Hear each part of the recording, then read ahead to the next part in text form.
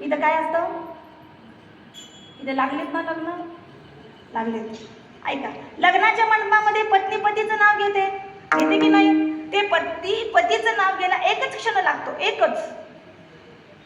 एका सेकंदात पतीचं नाव घेते, वडिलांचं नाव बाजूला जातं, पतीचं नाव नावाच्या समोर येतं. फायदा किती मोठा होतो सांगू का? तुमचा फायदा होत नाही, फायदा ह्यांचा होतो, म्हणजे आमचा होतो. तुमचं नाव एकदाच घेतलं तर एकाच सेकंदात, एकाच मिनिटात, एकाच क्षणामध्ये आपण त्यांच्या नावाच्या बदल्यात अर्ध्या संपत्तीच्या मालकीण होतो की नाही? एकदाच नाव घेतलं, शुभमंगल सावधान झालं, अमुक अमुक नाव घेतलं, महादेवाच्या मंदिराला, ज्ञानोबरांच्या मंदिराला सोन्याचा कळस आणि नाही आळस, आणि आयुष्यभर आळस. एकदाच नाव घेतलं, अर्ध्या संपत्तीच्या मालकीण झालो. इथं माझे संत मायबाप म्हणतात, ज्ञानोबराय म्हणतात, एक क्षण भगवंताला द्या, एक क्षण. फायदा तेने मुक्ती चारी साधिल्या, स्वरूपता, सलोकता, समीपता, सायुज्यता, 4 मुक्ती भगवान परमात्मा द्यायला तयार आहेत. एका मुक्तीला 20-20 हजार वर्षाची तपश्चर्या साधना करावी लागते, तेव्हा एक मुक्ती मिळते. इथं एक क्षण भगवंताचं नामचिंतन केलं, 4 मुक्ती मिळतात. काय फायदा?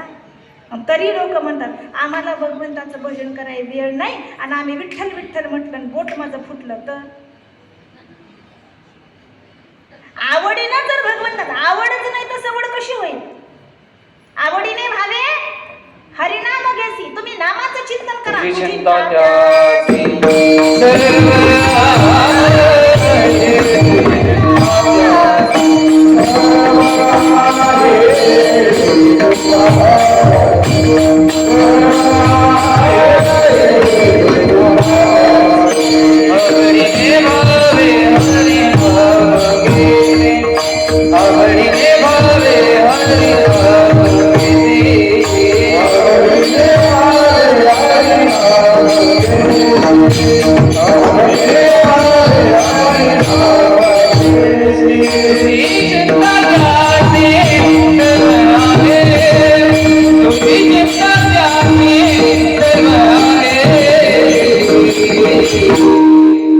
हरिमुखी गाता हरिमुखी गाता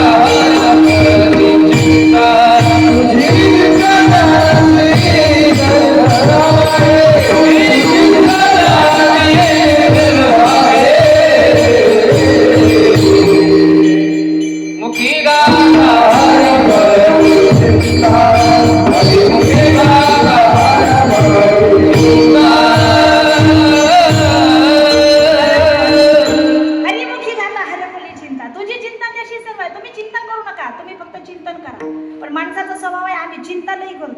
आता चिंता चालू आहे, 11:30 वाजून गेले, फुलं कधी पडणार, भोजन कधी.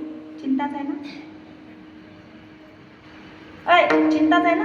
किती वर्षाची चिंता? मला एका प्रश्नाचं उत्तर द्या, साधा प्रश्न आहे सर, अगदी मला खोटं बोलायची काही गरज नाही.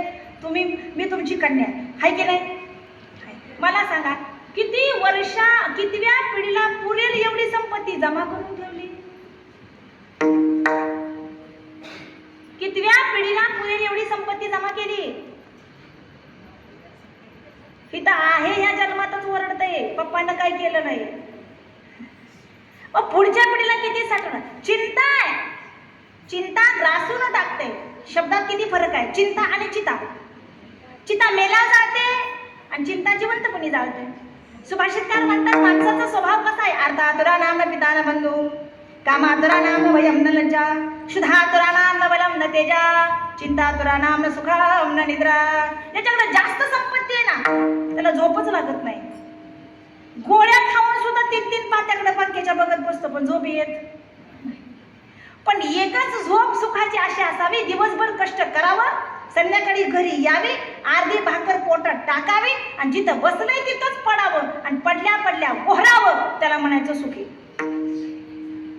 आणि असा एकच आहे आणि त्याचं नाव माझा शेतकरी दादा आहे. झोप पडेल तिथंच. शेतातही काही बघावं लागत नाही, सुख विकत घेता येत नाही. कितीही डॉक्टरकडे जाऊन तुम्ही सांगा मला सुखी होण्याच्या गोळ्या द्या, मिळतील का? मिळतील? नाही मिळत. डॉक्टरकडे तो गेला म्हणला मला सुखी होण्याचा मंत्र द्या, मला झोपच येत नाही. हो, काही केलं झोप येत नाही. डॉक्टर म्हणले झोपेच्या गोळ्या खाल्ल्या तरी झोप येत नाही. मग म्हणे एक काम करा, तुम्ही असा एखादा माणूस शोधा जो सुखी आहे. ते त्याच्या बाहेर आले आणि त्यांना एक विचारलं, एका वकिलांच्याकडे गेले, म्हटले ओ तुम्ही सुखी दिसताय, म्हणजे तुम्ही संध्याकाळी निवांत झोपे, म्हणजे कशाचं झोपतो, एक केस आहे का कोर्टामध्ये, नाना प्रकारची भांडण, नाही झोप लागत सुखानं, डॉक्टर म्हणतात मला सुखानं झोप येत नाही, वकील दादा म्हणतात मला सुखानं झोप येत नाही, मग झोपतं कोण? हे सगळ्या 20-25 जणांची टीम जमा झाली, म्हटले सुखी माणूस शोधूया.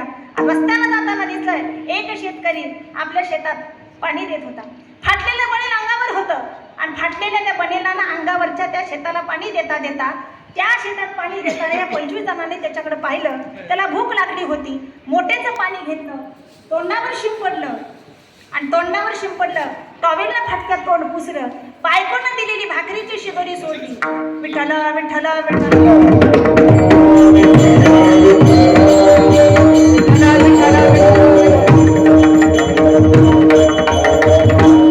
भाकरीची शिदोरी सोडली. मला पहिली माणसं भाकरी घेतल्याशिवाय बाहेर जात नव्हती, आता भाकरीची गरज आहे का? आणि त्याचंही कारण पुढे जाऊन सांगते ऐका. हॉटेलची टेस्ट, पोटात गेलं वेस्ट, आजार झाले गेस्ट, डॉक्टर करता टेस्ट, पैसा होतो वेस्ट, भाजी भाकरी इज द बेस्ट. काय वेगळं सांगा ना, भाजी भाकरीची चव, 4 दिवसाची शिडी भाकर सुद्धा खायला मजा येते की नाही? तर नाही खात कधी? खाता ना. शिळ्या भाकरीमध्ये लक्ष्मी असते आणि ती शिडी भाकरी आपण कुणाला देतो आठवतंय का? कुणाला?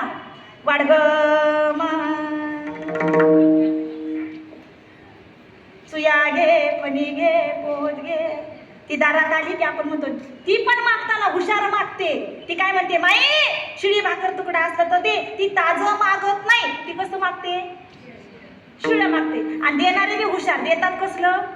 शिळ्या भाकरीमध्ये लक्ष्मी आहे, ती लक्ष्मी घेऊन जाते. शिळ्या अन्नात लक्ष्मी आहे, ते खाल्लं पाहिजे. मग ते शिदोरी त्या शेतकरी दादाने सोडली, शिदोरीतली ती भाकरी खाल्ली, खाल्ल्यानंतर चप्पल उशाला घेतली आणि त्या मातीतच पडला. पडल्या पडल्या घोरायला लागला. हे 25 जण गालाला हात लावून बघायला लागले, हा सुखी आहे. मग हा सुखी आहे, मग हा उठेपर्यंत बसले आणि सुखी माणसाला म्हटले, एक काम करा, काय तुमचा जर एखादा शर्ट असेल तर मला एक द्या, नवे 25 असतील तर 25 जणांना द्या, कारण तुमचा शर्ट घातल्यावर आम्हाला सुखाची झोप येईल. तो म्हणला, येड्यानो कालच म्हणजे नांगरण करताना एक फाटलाय, तुम्हाला कुठला देऊ?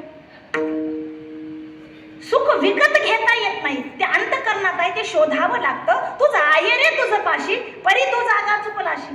तुम्ही भविष्याची चिंता करत राहताय आणि आजच्या सुखाला मुक्ताय. आणि हे तुकोबऱ्या म्हणतात, आमच्या वाट्याचे बुडवलं जे त्यात दुःख आहे, आता निश्चिंतीने पावलो विसावा, आम्ही निवांत झालो. कुंडलिया धामा तृष्णेचिया एक धरला चित्ती, आम्ही रुक्माईचा पती. जर जगाचा मालकच आमचा झाला तर जगाच्या माणसांना करायचं काय? ज्याच्याजवळ सुखच आहे, सुख वाटे याची ठाई, बहुपायी संतांच्या. ज्याच्या चरणावर सुख आहे तिथं धावल्याशिवाय भेटणार नाही. तुका म्हणे धावा, पुढे पंढरी विसावा. तुम्हाला जर विश्रांती घ्यायची असेल तर पुढे पंढरपूर हे विश्रांतीचं स्थान आहे आणि त्याच्यासाठी काही करावं लागत नाही. करावं लागतं फक्त एकच, भजारे विठ्ठला. भजाना त्याला. पण तुम्ही भजत नाही त्याला, कारण काय? अभंगाचं दुसरं चरण.